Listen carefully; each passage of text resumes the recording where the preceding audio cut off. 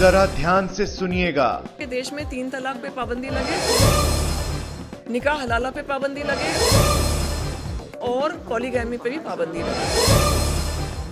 तो सुना आपने, ये मुद्दा है 3 तलाक के खिलाफ। भारतीय मुस्लिम महिला आंदोलन ने सरकार के सामने रखी है अपने हक की बात।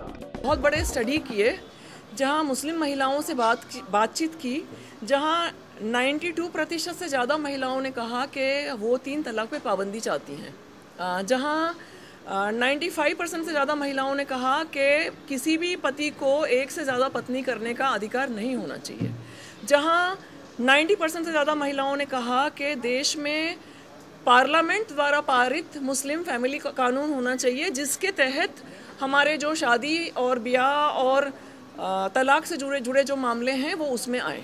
पार्लियामेंट के संवैधानिक दायित्व है कि देश में एक मुस्लिम फैमिली लॉ बने।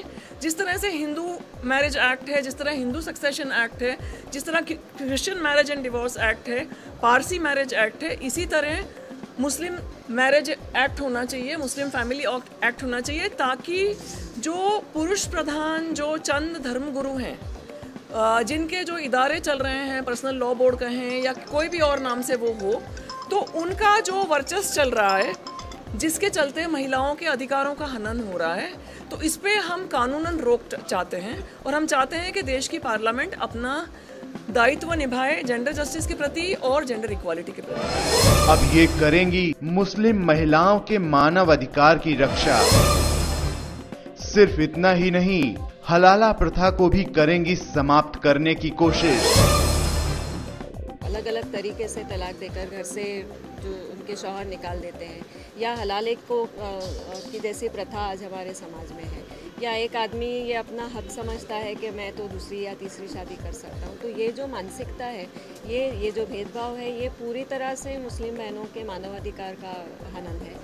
और हम चाहते हैं कि हम सुप्रीम कोर्ट से तो हमारी उम्मीद बंदी है ही कि वो एक अच्छा इसमें जजमेंट देंगे, लेकिन हमारी पूरी कोशिश ये है कि जैसे पूरे दुनिया भर के इस्लामिक देशों में मुस्लिम पारिवारिक कानून को कोडिफाई किया गया है। आप कोई भी मुस्लिम मुल्क उठा लें, पाकिस्तान है, बांग्लादेश है, इराक है, सीरिया है, सभी इस्लामिक मुल्कों में मुस्लिम फैमिली लॉ कोडिफाई हुआ है। तो हम चाहते हैं कि भारत में रहने वाले मुसलमान समाज का भी अपना एक विधिवत कानून हो, जिसमें जेंडर जस्टिस हो, जिसमें औरतों के साथ भेदभाव नहीं हो, जिसमें जो मसौदा हमने तैयार किया है उसमें हमने ये कहा है कि एक मुसलमान लड़की की शादी 18 से कम उम्र में नहीं होनी चाहिए, एक लड़के की शादी 21 से कम उम्र में नहीं होनी चाहिए। तलाक का जो इंस्टेंट जो तरीका है उसके ऊपर पूरी तरह से पाबंदी लगनी चाहिए।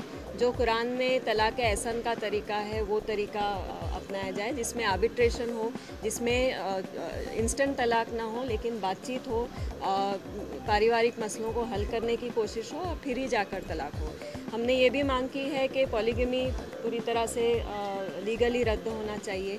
एक हलाला की जो प्रथा है उसको ऑफेंस माना जाए। एक लड़की के ऊपर अगर कोई भी ज़बरदस्ती करता है, चाहे उसका शौहर हो या घर वाले हो, हलाला करने पर मजबूर अगर किया जाता है तो उनके ऊपर भी कानूनन कार्रवाई हो।